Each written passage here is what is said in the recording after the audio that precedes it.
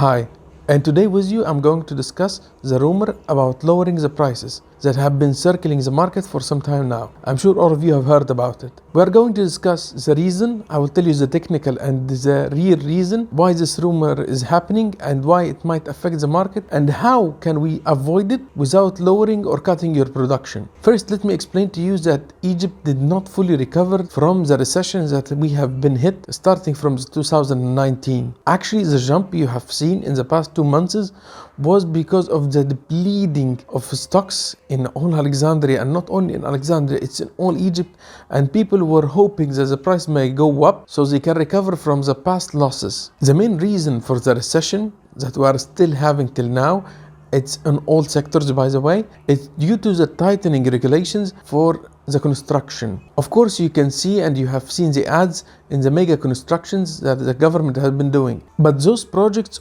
only affect the people who are already near the government, and they are very few and very selected. What I mean about tightening regulations, I mean it for what we call national building. It's, for example, when a regular contractor start building a house or an apartment building, that's what we call a national build for regular contractors, not for the government big contractors. This kind of construction is a cornerstone of the Egyptian economy. And of course, the problem was it's 80% of it is outside the license barrier. It means you will get a license for 4-story building and you will build up to 19, and that's the truth. Today, both exporters, importers, and the sawmills have a very good chance of increasing the prices. We have little stock here, however, we have a very dead market. That's because of the Corona and Ramadan, which is been very predictable. Today we have a very good chance on raising the prices, or at least keep the gains that we have maintained from the beginning of the year. That's due to the lack of supply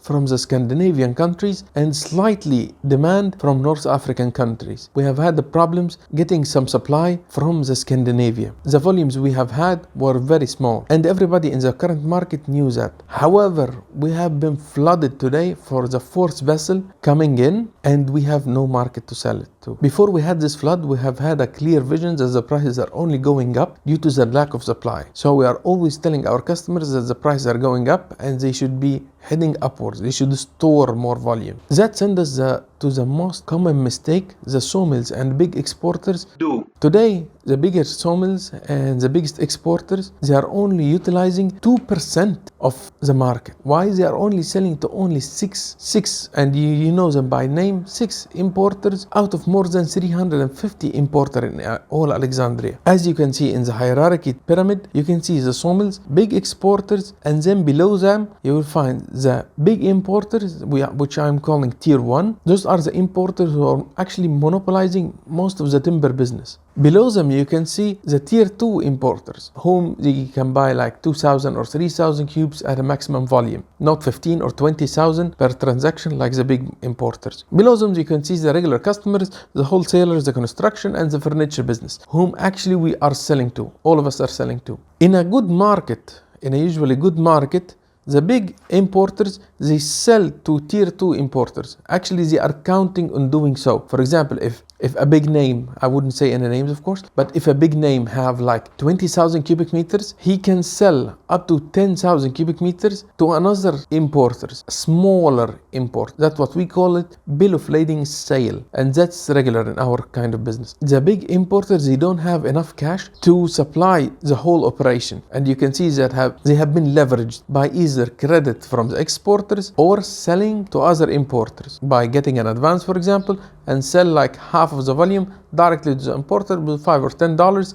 above the invoice, which is very regular. This situation benefits all the pyramid. Actually, the exporters, they know they have like their regular buyers, they don't mind selling to. The sawmills have their regular exporters, so everybody's happy. But that's only good when the market are good. The disaster happens like today, when you have a dead market. A good dead market like today, you cannot sell, or actually you don't have anybody to sell to. So now our big importers, they are in a dilemma. They need to pay for the wood that they are coming in, and they have nobody to sell to what they have been leveraged for. I mean, for example, they have real cash, they can buy 10,000 cubic meters, but they are buying 20,000 cubic meters coming in. So there are a deficit of 15,000 cubic meters they need to sell somewhere else. What happens? They sell it with a loss or at cost price. Here is the problem. Today, big importers are selling cheaper than cost. Okay, you cannot blame them. They have more wood coming in and they have no enough cash and the market are dead. Nobody can blame them. But I'm blaming who have sold to them at the current situation. And of course, in today's market, everybody is afraid of buying. They don't want to keep the material at the yards to avoid the loss. If you would see in the yards, you would see less volume than before. However, no movement. People are afraid of buying. Why sawmills or exporters does that? By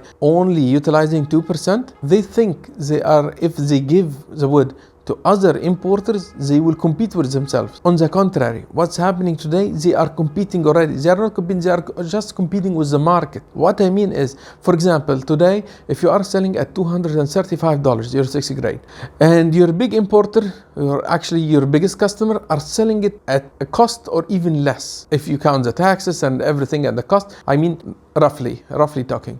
He would be selling it, for example, as $10 loss. How much do you think you would get for the next sowing? Same price, higher price, or lower price? Even that happened, you cannot even switch to another buyer. He have already ruined the brand. He have already ruined the prices. And that's one of the monopoly biggest problems. It's good when the market is good, but it's worse when the market is bad. So, for example, now, if this 20,000 cubic meters are coming to 20 importers, everyone have 1,000. So nobody are forced to sell. Even if one of them try to lower the prices below cost just to get more customers, he doesn't have enough volume to affect the market. He only will burn 1,000 cubic meters. For example, if he would burn the whole volume, and I mean burning the prices, not like the big importer who have 20,000 cubic meters and he keeps selling for weeks to come and months to come at a low price. You cannot compete with that, because if you call Sweden, Finland, or Norway even, they don't want to sell you at the price you are getting for in Alexandria. At one point, the price in Alexandria currently cheaper than buying it from Sweden. Today, sawmills and big exporters, they have a golden ticket to raise the prices or even maintain our gains by dividing and conquering. Today, the prices are not affected that much. You can keep it for the next sowing. I understand you don't want to lower the production. Do not lower the production, but divide and conquer. Divide it to different type of importers. Divide it to another players in the market. Share the volume with as much people as you can. I guarantee you will get the best price, because everybody wants to buy. Currently, they don't have stocks in the yard, but a huge amount are there with the big importers. You need to stop the monopoly business if you want to keep the prices up. That's my idea and that's my solution. I hope you will like it. Try to subscribe to the channel so you can get the next videos, and hopefully you find it helpful. And next time I will show you the around in the yard. Thank you very much.